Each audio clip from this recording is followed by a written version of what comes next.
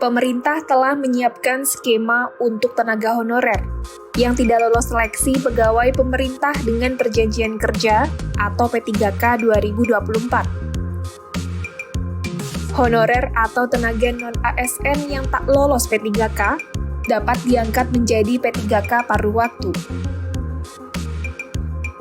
Skema itu telah tercantum dalam Keputusan Menpan RB nomor 347 tahun 2024 tentang mekanisme seleksi P3K tahun anggaran 2024. Lantas, bagaimana skema tersebut?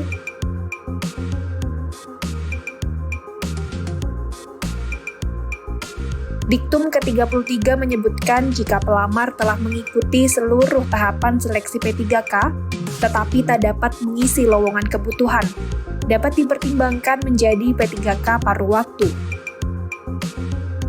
Ketentuan tidak dapat mengisi lowongan kebutuhan yang dimaksud termasuk tenaga honorer yang mengikuti seleksi, tetapi dinyatakan tidak lolos. Nantinya kebutuhan bagi pelamar yang dipertimbangkan menjadi P3K paruh waktu diusulkan oleh PPK kepada Menpan RB. Hal tersebut sebagaimana yang terdapat dalam Diktum ke-34.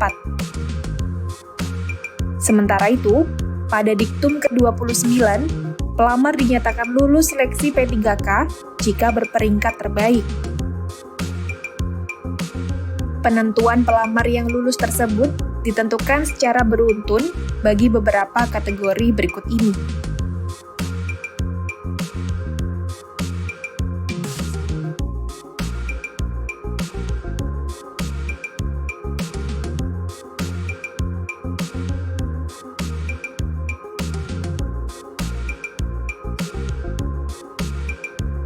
Jika masih ada formasi yang tidak terpenuhi, dapat diisi oleh pelamar pada jabatan dan kualifikasi pendidikan sama dari unit penempatan berbeda.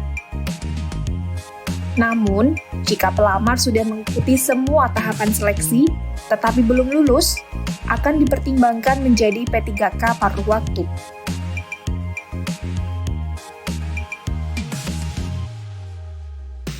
Pembahasan soal skema P3K paruh waktu bagi honorer yang gagal lulus seleksi P3K 2024 sudah mencuat sejak tahun lalu.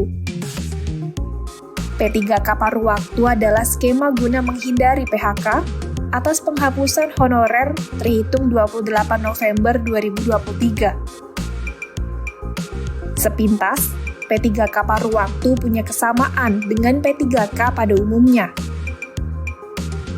Keduanya tercatat sebagai bagian dari ASN.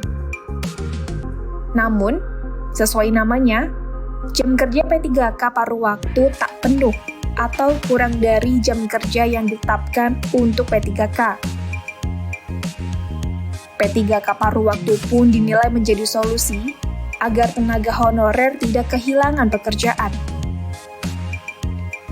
Di sisi lain, langkah itu juga merupakan solusi dari pemerintah agar tidak menambah beban anggaran belanja pegawai.